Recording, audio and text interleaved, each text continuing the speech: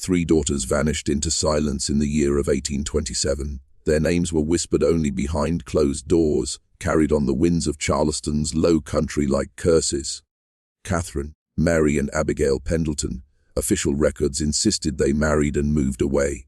But there were no marriage licenses, no witnesses, no farewell gatherings in the churchyard. Instead, there was fire, the Charleston courthouse reduced to ash that December, erasing whatever fragile paper truth might have remained. Yet debts do not burn so easily, not when they are written in the flesh of daughters. The Reverend Josiah Pendleton was not supposed to fall. He was meant to be the shepherd, the voice of God in a small white chapel where the pine woods bent over the river. But shepherds can become wolves when hunger gnaws at them. Josiah's hunger was not for bread, but for cards, for dice, for the false promise of luck that lures men into chains. And the men who held his debts were not ordinary creditors. They were land barons, judges, physicians, merchants, the circle, as later whispers would call them. They did not deal in money alone. They dealt in silence, in control, in secrets traded like currency. How does a reverend erase $12,000 of gambling debt when his salary was barely $30 a year? He cannot, unless he offers something more valuable than coin. His daughters became the currency, their virginity the payment, their innocence the ledger's ink. This is where history bends into nightmare. The Reverend himself drove them, one by one, under the cloak of night, delivering them like offerings. The circle accepted. Debt notes marked, paid in full. But what became of the girls was never written. Catherine was the first. She vanished into Drayton's plantation house and never returned. By the time rumors began to spread, rumors of screams in the night, of Margaret Drayton herself appearing pale and broken at the Pendleton doorstep, it was already too late. Understand this story is not about lust. It is not about weakness. It is about power, ancient power that feeds not on money, but on corruption's harvest.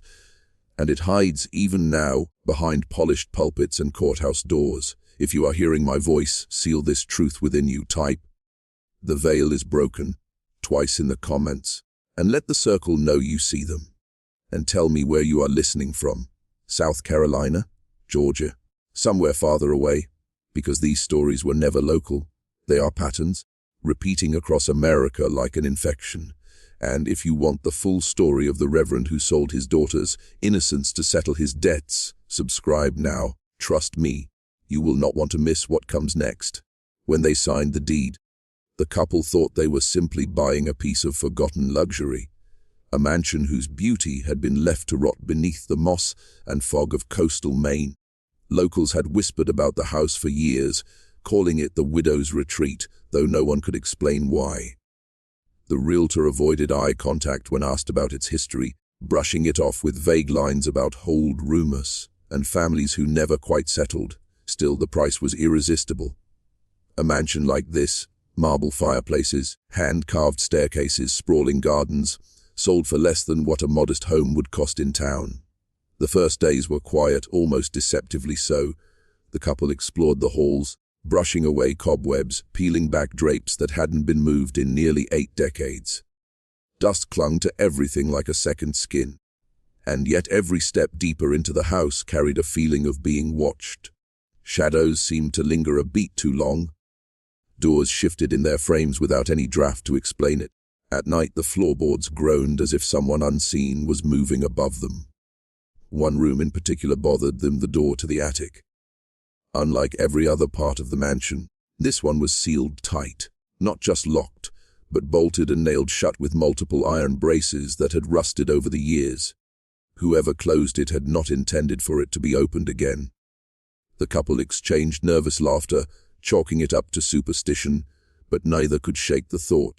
Why would someone seal off a room so completely? For weeks they ignored it. They focused on restoring the grand rooms below, filling them with light for the first time since the 1940s. Friends came to visit, remarking on the haunting charm of the house. But always, inevitably, someone would ask the same question. Pointing to the iron-bound attic door, the ugly scar marring the top hallway, "What's up there?" The answer was silence, and the silence was worse than any sound. It was late one evening, during a thunderstorm, when the husband heard it for the first time. A scratching sound, faint, persistent, coming from behind the attic door. He froze, listening, his heart pounding. When the thunder rolled, the noise stopped. But once the storm settled again, the sound returned, long, slow scrapes, as though something inside was trying patiently to get out. That was when he knew. Whatever had been sealed away hadn't died with time. It was waiting. The next morning, he didn't mention the scratching. He told himself it had been his imagination, just the storm playing tricks. But the unease followed him, clinging like the damp air that filled the mansion's halls. He found himself glancing toward the attic door each time he passed it, half expecting to see the braces straining, the wood splintering from pressure on the other side. His wife noticed his distraction. "It's just an old house," she reminded him, though her voice betrayed doubt. She, too, had heard odd things at night, footsteps where there should be none, the faint sound of humming, like an old tune, drifting through the walls. The mansion seemed to breathe with a rhythm not its own. Finally, they decided to confront it. With crowbar in hand, he pried at the first rusted brace. The screech of metal against wood echoed down the halls, sharp enough to make their teeth ache. Dust showered from the beams overhead, as though the house itself protested the act. One by one, the braces fell, clattering onto the floor like iron bones. The lock, swollen with rust, cracked after several strikes of the hammer. And then, silence. For a moment, they hesitated. Neither wanted to be the first to touch the door. It was his wife who finally reached forward, fingers trembling, and turned the knob. The wood groaned as it opened, releasing a breath of air so stale and cold it seemed to carry the taste of graves. Their lantern light revealed a narrow staircase spiraling upward. The walls were lined with peeling floral wallpaper, stained with long black streaks where moisture had seeped through the roof. The deeper they climbed, the stronger the smell became, an acrid metallic tang that turned their stomachs. At the top, the attic opened like a cavern. Dust motes swirled in the lantern glow, disturbed for the first time in nearly 80 years. But what drew their eyes wasn't the dust. It was the furniture. Dozens of pieces, all covered with heavy white sheets. The shapes beneath them were strange, tall, angular, almost human. The wife stepped forward, pulling the nearest sheet free. What it revealed was not furniture at all, but a mannequin, life-sized, dressed in rotting, moth-eaten clothing from another century. Its porcelain face was cracked, eyes painted wide in eternal shock, and around its neck, an actual rope, frayed and knotted. The couple staggered back, breath caught in their throats. They lifted another sheet, and another. Each mannequin was different, men, women, even children, all staged as if frozen mid, suffering, one with wrists bound in rusted shackles, another bent backward in impossible contortion, another with a gag stuffed into its mouth. The attic wasn't storage. It was a gallery, a museum of pain. And in the far corner, where the lantern light barely reached, one mannequin didn't wear a porcelain mask. Its face was not painted. Its face was real. The lantern wavered in his trembling hand, casting shadows that stretched unnaturally across the attic. For a moment, he thought his eyes were deceiving him. But no, there was no mistaking it. The figure in the corner was not crafted from porcelain or wood. Its skin, what was left of it, had shriveled into leathery folds. The hair, brittle and grey, clung in tufts to a skull that still bore the faint shape of a human face. A body, preserved, seated upright, its mouth forced into a grotesque half-smile by time and decay. The wife screamed, her voice muffled by the attic's heavy air, and stumbled backward into one of the mannequins. It toppled over, crashing onto the floor, its porcelain face shattering into shards that skittered across the wood like jagged teeth. The sound rang through the attic, unnatural and piercing, and for a heartbeat they swore the mannequins around them shifted, leaning just slightly, as if listening. They rushed down the narrow stairs, slamming the door behind them. Their breaths came ragged, wild. Neither spoke for hours, each lost in their own silent war of thought. How long had that body been sitting there? Why had it been left on display, surrounded by mannequins sculpted into suffering? And most of all, who had done it? That night, they didn't sleep. Every groan of the mansion's beams, every rattle of the windows, every sigh of the wind sounded like footsteps pacing above them. At one point, the husband swore he heard something heavier, the dragging of wood across floorboards, slow and deliberate, as if one of the covered figures had been moved. By morning, They agreed. They had to learn the truth. The husband drove into town, searching for records, anything that could explain what they had uncovered. The local historical society was wary. At first, they claimed no documents existed, but after pressing harder, he was led into the archives, a room dim with age, lined with folders no one seemed eager to open. There, in brittle newspapers from the 1940s, he found it. Headlines buried beneath war reports and political scandals. Stories no one had wanted remembered. The mansion had belonged to a woman known only as either the widow of Bar Harbor. Neighbors claimed she lost her entire family, her husband and 3 children, in a fire that consumed part of the estate.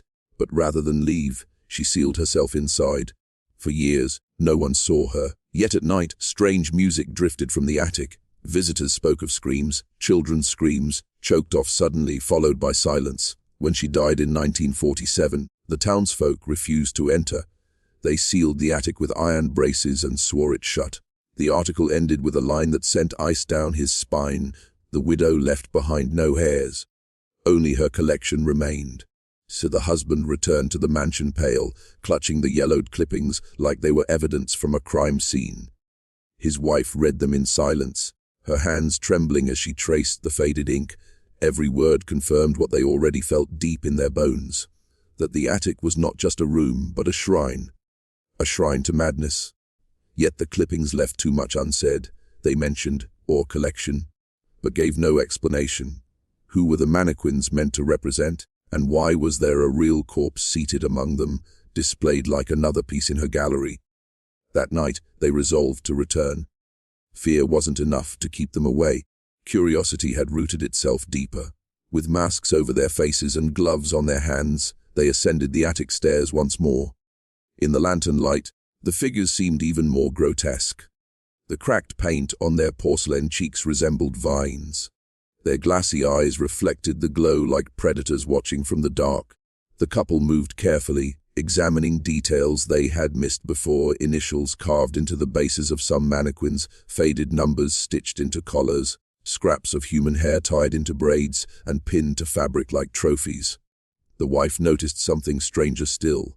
Beneath several of the mannequins' clothing, the joints were not carved wood but bone, real bone fused crudely with plaster and wire. One mannequin, dressed in a child's Sunday suit, bore a small human jaw fixed where its porcelain chin should have been. The room was not filled with mannequins. It was filled with bodies disguised as art. As they pieced this together, a cold realization spread between them. The widow had not lived alone in her retreat. She had stalked it, collected the vulnerable, the wandering, perhaps even children from nearby towns. The mannequins weren't symbols, they were remains. Suddenly, a loud crack echoed from the far wall. The husband swung the lantern toward the noise. One of the mannequins, its neck twisted unnaturally, a rope still biting into its throat, had shifted forward, collapsing onto its knees.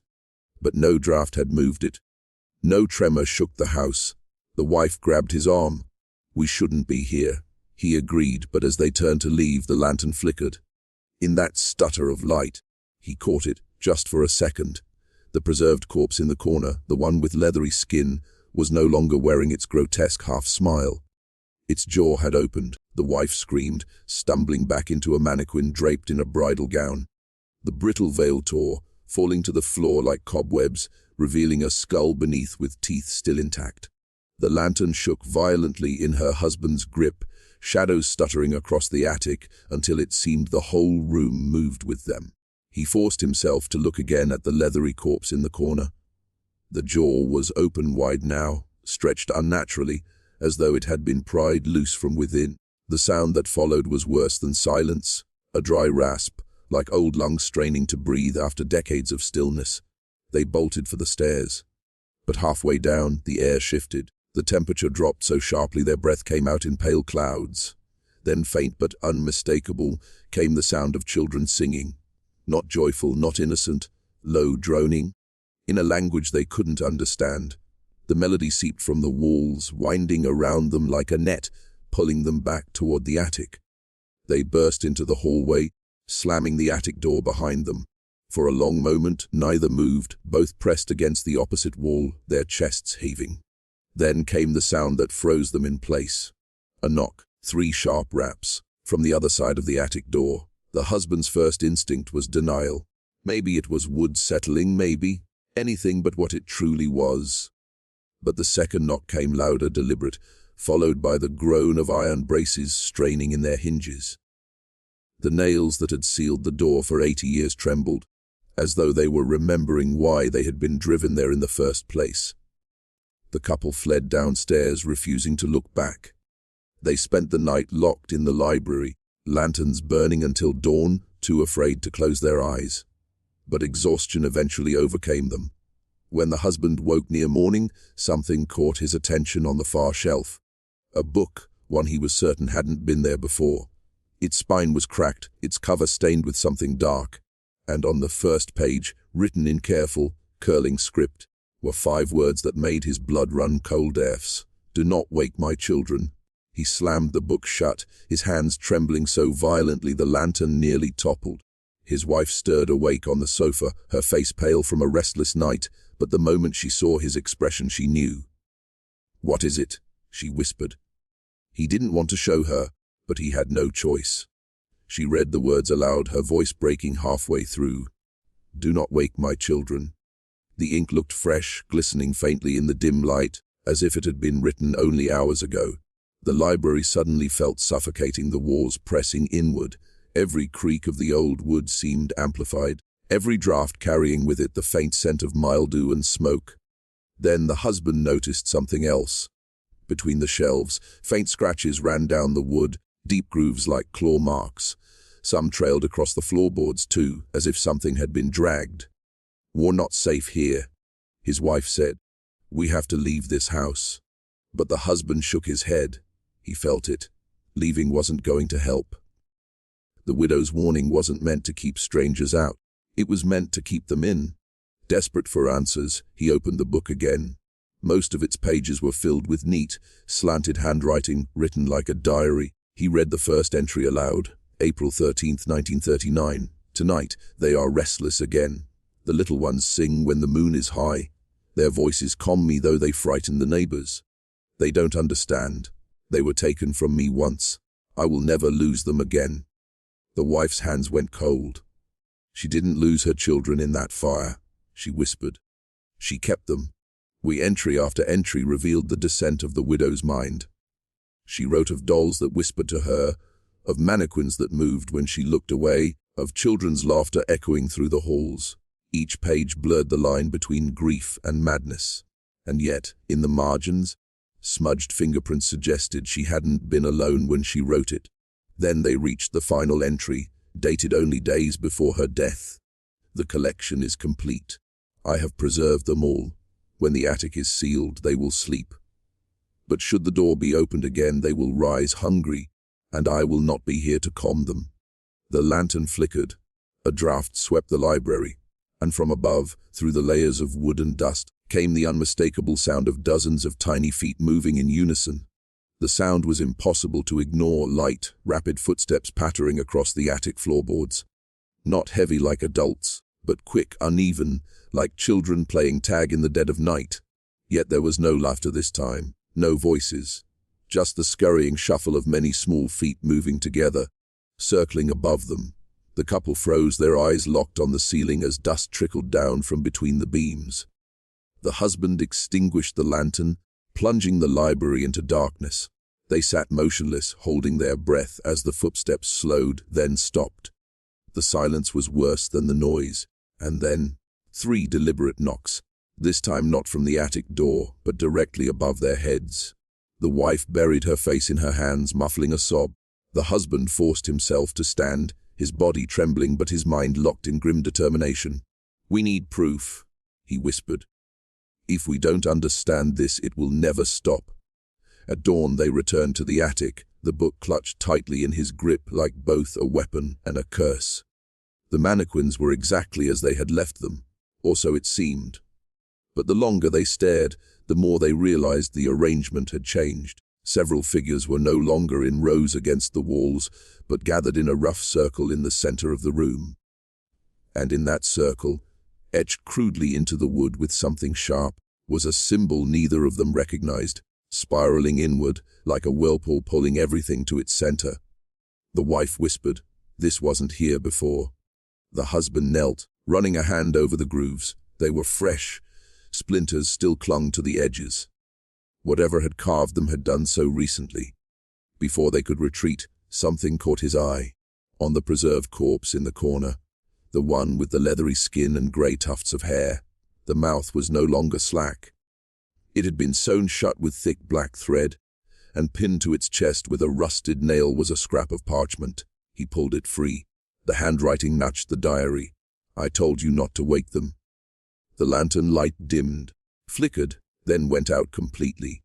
In the pitch black of the attic, dozens of tiny voices whispered in unison. "Hungry." The word slithered through the dark, carried on dozens of thin, breathless voices. Hungry. It was not a plea. It was a declaration. The husband fumbled with the lantern, striking the flint until the wick caught again. When the flame flared, his heart nearly stopped. The mannequins were no longer where they had stood. They had closed the circle. Now the couple stood inside it. Figures loomed all around, porcelain faces cracked, jaws slack, ropes and shackles still clinging to them. And though their limbs were stiff and awkward, they had shifted closer inch by inch, while the lantern lay dark. The wife grabbed his arm, her nails digging into his skin. "We have to get out," but the attic door slammed shut hard. The sound echoed like a gunshot. He spun toward it, lantern raised, but no one stood there. The iron braces they had pried off days before now lay scattered across the floor, as though something had flung them from the walls. The exit was gone. The whispering grew louder, layered, overlapping. The voices didn't belong to the mannequins. They came from everywhere. From the walls, the floor, the beams overhead. It was the children, the widows' collection, filling the room with their chants. The husband shouted over the din, reading from the diary in a desperate bid to command them. "She wrote that you're meant to sleep, that the attic is your tomb." For a moment, silence. Every mannequin froze. Then, from the corpse in the corner, came the sound of tearing thread. The black stitches that sealed its mouth snapped one by one. Slowly its jaw fell open again. From its throat came a voice low and guttural, yet layered with many others, like a chorus speaking through a single mouth. "We are not her children." The lantern sputtered. The mannequins stepped forward in perfect unison, their shadows stretching across the walls like grasping arms. The couple backed against the far wall, trapped. The husband gripped the diary with both hands, his knuckles white, and then he noticed something, scrawled in the back cover, nearly hidden in faded ink. "They feed on fear. Starve them, and they weaken." But how do you starve something that had been waiting 80 years to feast? The husband's mind raced. Fear was all he felt, thick, suffocating, consuming. How could he possibly starve creatures that thrived on terror when every beat of his heart gave them strength? The mannequins moved closer, their glassy eyes reflecting the lantern's glow. The wife pressed against him, whispering frantically, "Don't look at them. Don't give them what they want." He understood. The diary hadn't been a warning to outsiders. It was instructions, a survival guide left by a woman who had failed to control what she'd unleashed. If the creatures fed on fear, then the only weapon left was defiance. But it's one thing to know fear must be denied. It's another to suppress the primal dread clawing at your insides. He closed his eyes, forcing his breathing steady. He spoke aloud, his voice shaking but growing stronger with each word. "You're not real. Your tricks in the dark. You have no power here." The whispers rose in protest, hissing like steam through broken pipes. The mannequins stopped advancing, their bodies twitching unnaturally, heads jerking side to side. One staggered backward as if struck, its porcelain cheek cracking down the middle. The wife joined in, her voice firm despite the tremor. "We're not afraid of you." Instantly, the air shifted. The suffocating pressure lightened, if only slightly. Dust fell from the rafters, shaken loose by something unseen. The figures around them quivered, as though the words themselves had starved them. But the reprieve was short-lived. The corpse in the corner lifted its head, bones creaking like old hinges. Its mouth gaped wider than before, stretching impossibly until the jaw threatened to break. From that abyss poured a sound that was not a voice, but a wail, an ancient, guttural shriek that clawed at their sanity. The wife covered her ears, crying out in pain. The husband held the lantern high, desperate for light to burn away the horror. In that moment, he saw it. Behind the corpse, hidden in the far wall of the attic, a door, small, crooked, half-rotted, but unmistakably a way out. The diary's final page echoed in his mind. Seal them in, or they will follow. It wasn't just about starving them. It was about trapping them. And now, the choice was clear. Either they ran for that hidden door, or the mansion itself would become their coffin. The husband grabbed his wife's hand, yanking her toward the crooked door. The mannequins lurched forward, stiff limbs scraping against the floor, their porcelain faces breaking with each unnatural movement. The wail from the corpse deepened, rattling the very beams of the attic. Every step toward that door felt like trudging through water. The air was thick, heavy with something unseen, pulling them back.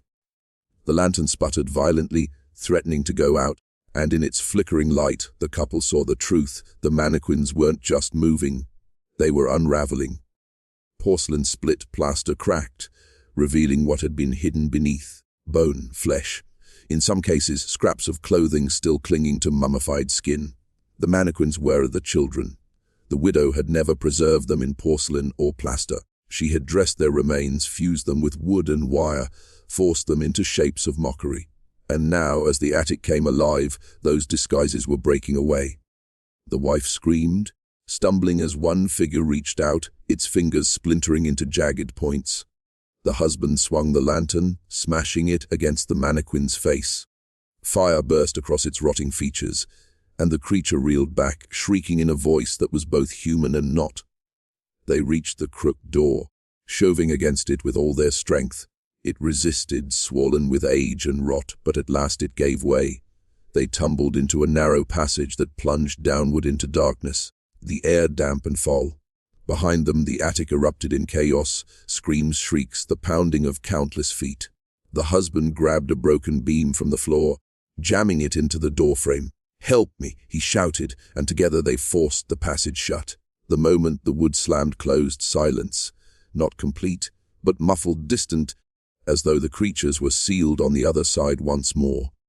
The couple collapsed in the narrow corridor, gasping for breath, their bodies trembling from adrenaline and terror. The wife clutched his arm, whispering, "We have to get out of this house, now." But as the lantern flame steadied, they saw what lay ahead. The corridor was not an escape tunnel, it was another chamber, and carved into the stone walls on either side were names. Dozens of them, hundreds, each etched with meticulous care, stretching into the darkness beyond sight.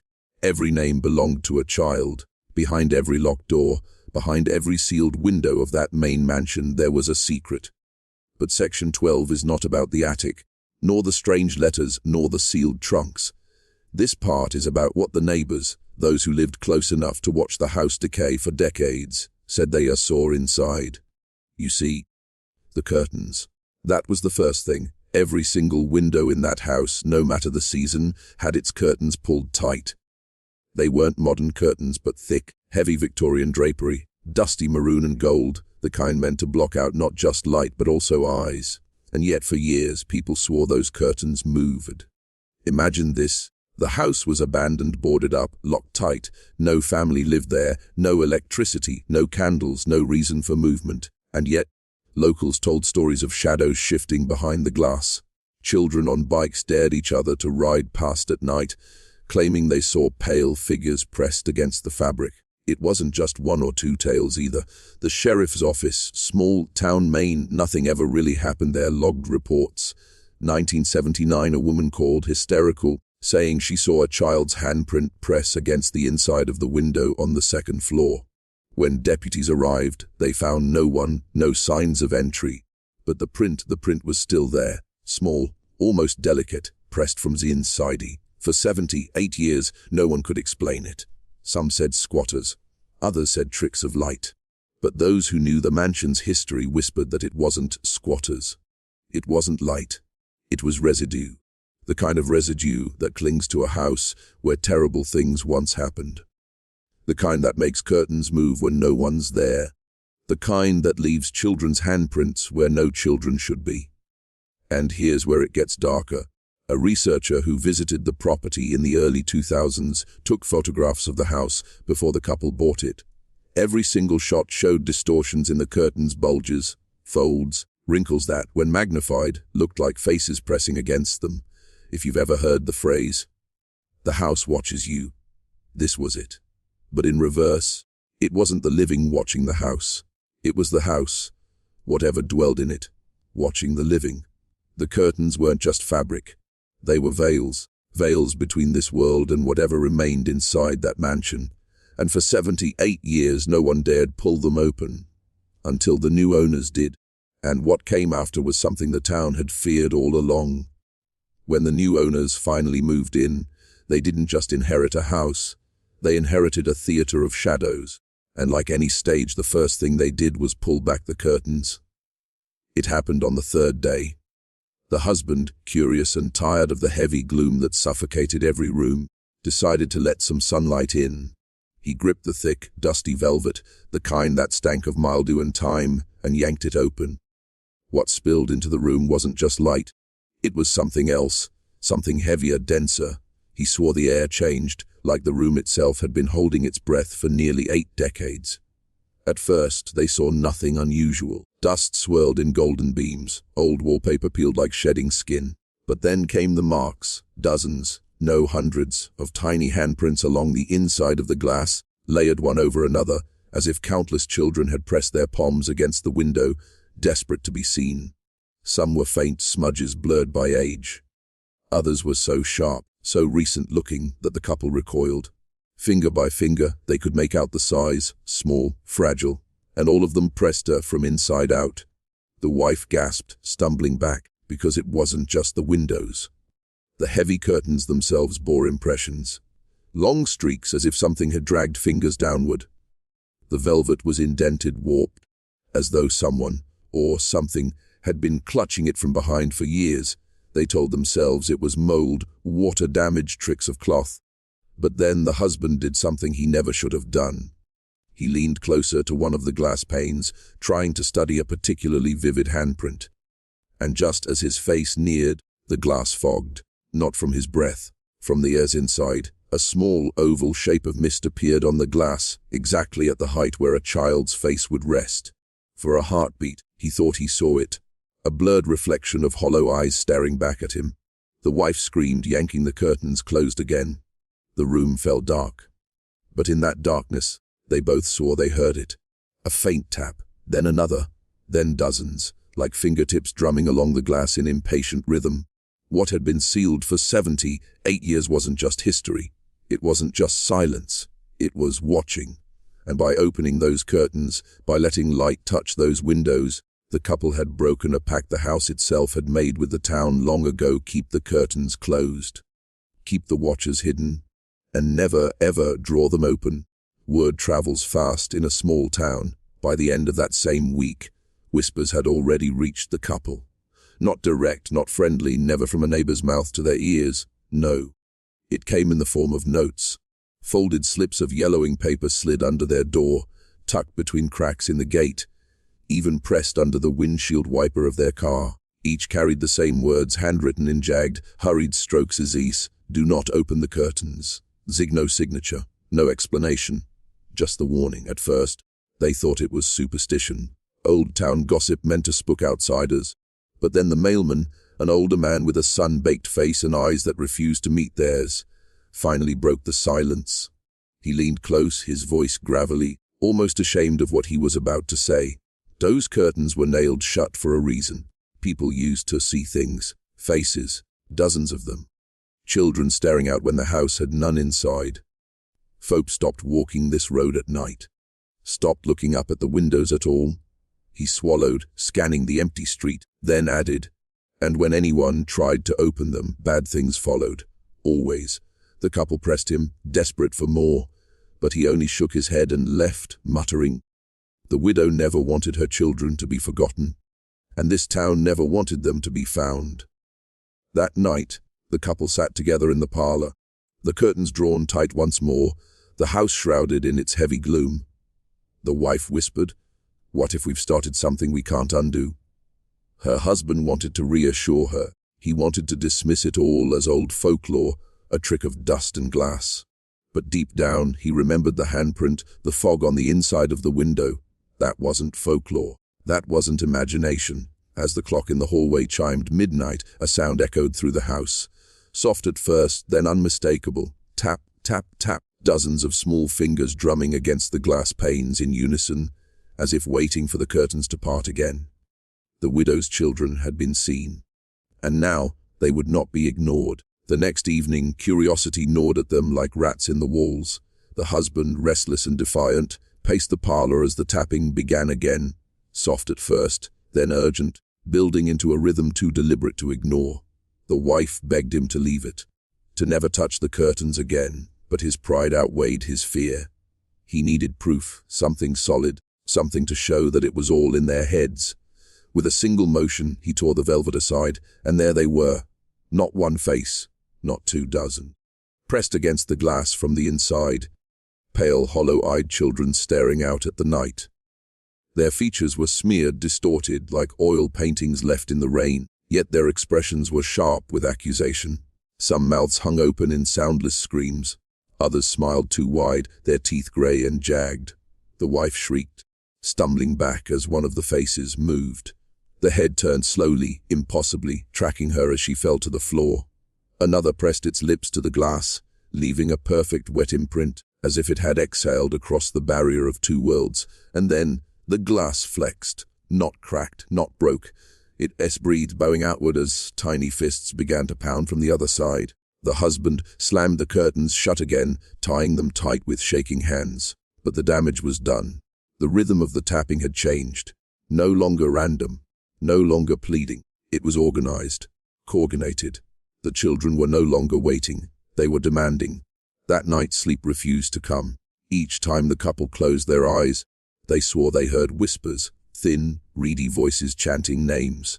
Unfamiliar, yet etched into the walls of the corridor they had found beneath the attic. Names the town had worked so hard to forget. The faces in the glass weren't just haunting them.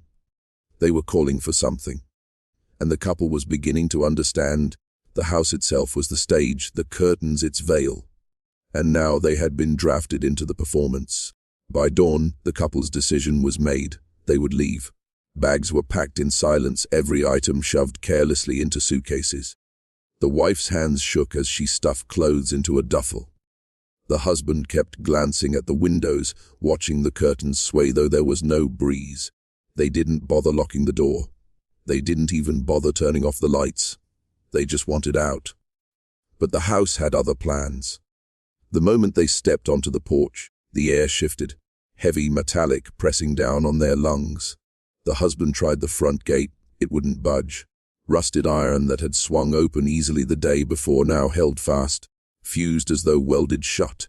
The wife suggested another way. They darted toward the back through the overgrown garden where statues leaned in unnatural poses. But there too, the way was blocked. The old wooden fence, brittle when they arrived, now stood solid, boards thick and seamless, stretching endlessly in both directions as if the boundary had grown overnight. Panic set in.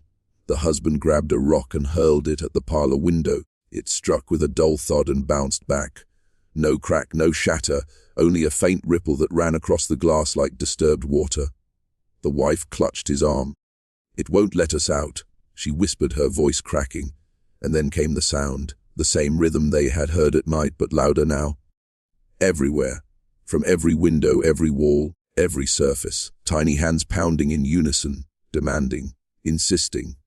The couple stumbled back into the house, hearts racing, only to find their suitcases weren't where they had left them. The bags were gone, as though they had never been packed at all. The house had erased their attempt to leave. The wife broke down, sobbing, while the husband stood frozen, staring at the drawn curtains. For the first time, he understood the truth that the town had tried to hide. This house wasn't just haunted. It was hungry, and once it swallowed you, it never spit you back out. The husband wasn't the first to test the house's grip. The town had seen it before. Families who came with big dreams, eager to restore the mansion to glory. Families who lasted weeks, sometimes months. None longer.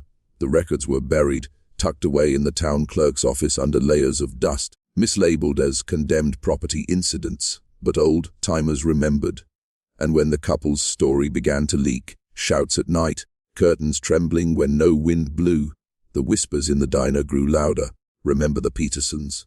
one man muttered, stirring his coffee. "Tried to leave in '63. Car wouldn't start." When the tow truck came the next morning, their house was empty, plates still warm on the table. "And the Harpers," another added, voice low. 78. Packed up their moving van, drove it right through the gate. Neighbors said they heard the crash. When they checked, no van, no Harpers, just the gate standing whole again, like nothing ever touched it. The townsfolk weren't cruel.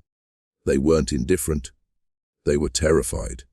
That's why no one stopped the couple before they moved in. That's why no one spoke plainly.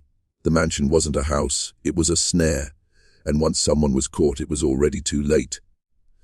Inside, the husband and wife felt it too. The walls seemed closer, the ceilings lower.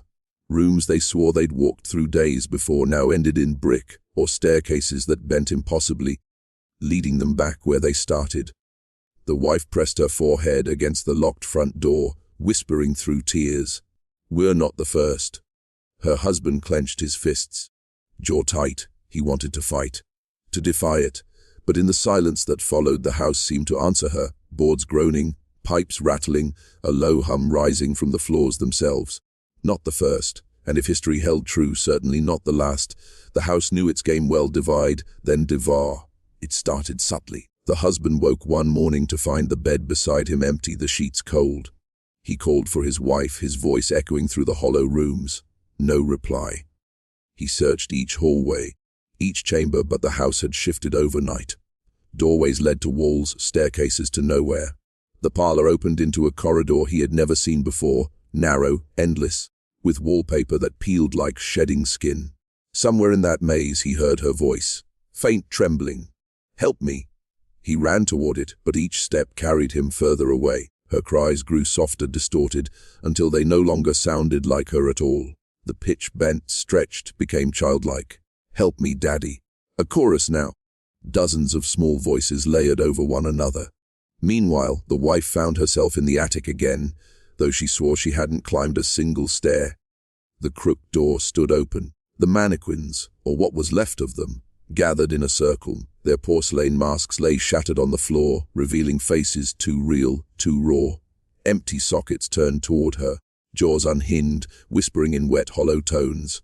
She screamed for her husband. No answer, only the sound of footsteps pounding somewhere below her, his voice calling her name, muffled by walls that bent sound into a cruel joke. The mansion was pulling them apart, room by room, voice by voice. The husband could hear her sobs but never find the source. The wife swore she felt his hand brush hers in the dark, only to turn and see nothing but shadow. By nightfall, they were convinced they weren't alone. Not with each other. Not anymore. The widow had begun to weave her threads, and the first stitch was separation. She came not with footsteps but with silence. The wife was the first to see her. In the attic, as the mannequins bowed their splintered heads, a figure stepped from the shadows between them. Tall, impossibly thin, her frame draped in a black gown that trailed across the floor like spilled ink. Her veil was tattered, but beneath it, her face was sharp, pale, and unyielding, like porcelain that had never known a crack. The widow, her eyes burned without flame, bottomless pits that drew in every ounce of light from the lantern. When she spoke, her voice carried not from her mouth, but from the very walls themselves, seeping through plaster and wood. "You opened the curtains," she whispered. "You let them see." The wife staggered back, choking on air that grew thicker with each word. She screamed for her husband, but the widow only tilted her head. "He cannot hear you." Not anymore. Downstairs, the husband froze as the house grew deathly quiet. No whispers, no tapping. Only a heavy stillness pressing on his chest. Then he heard it, the creak of floorboards above, followed by his wife's shrill cry. He sprinted up the stairs, but the mansion stretched against him, elongating hallways, slamming doors in his face, and then he saw her. At the far end of a corridor that hadn't existed yesterday, his wife stood rigid, her hand clasped tightly by a figure in black. For a fleeting moment, her face lit with relief, until the widow turned her head. The husband's blood froze. Those eyes locked on him, pinning him in place, draining every ounce of defiance he had left. "You should not have come here," she said, her voice rattling the very beams. "This house is mine. These children are mine. And now, so are you." The wife tried to wrench free, but the widow's grip tightened. The mannequins began to stir again, encircling her in a macabre dance of bone and plaster. The husband lunged forward, desperate, but the floor beneath him buckled, splintering open into a void of endless black. He barely caught himself at the edge, the abyss yawning hungrily below. The widow's veil fluttered though no wind blew. And for the first time, the couple realized the truth. The mansion was not haunted by her. The mansion was her. The husband dangled over the abyss, his fingers digging into splintered wood. Below him, the void pulsed like a living thing, whispering with the voices of countless children. He hauled himself up with a roar, adrenaline ripping through his veins, and stumbled toward his wife. The widow's grip was iron. Her gown billowed outward, tendrils of black fabric stretching into the walls, the floor, the ceiling. The entire mansion pulsed with her breath. "Run," the husband shouted, seizing his wife's arm. For a heartbeat, he felt her slip free. But then the mannequins surged forward, their brittle limbs snapping and cracking as they encircled the pair. Faces half flesh, half porcelain sneered as they closed the ring. The couple fought. Chairs shattered. Curtains tore. The lantern was hurled, fire licking across the floor. For the first time, the widow recoiled, her veil catching flame, her voice shrieking through every wall of the house. Seizing the moment, they bolted down the corridor, through a staircase that seemed to bend away from them, into the parlor where the curtains swayed violently. The tapping at the windows grew deafening. Dozens of pale faces pressed against the glass, waiting. The husband grabbed a chair, swung it with every ounce of his strength, and hurled it at the largest window. Again, the glass rippled, flexed, refused. But this time the fire spread, crackling across the velvet curtains, devouring the wood. The house moaned in agony. And then it shattered. The window exploded outward, shards spraying into the night air.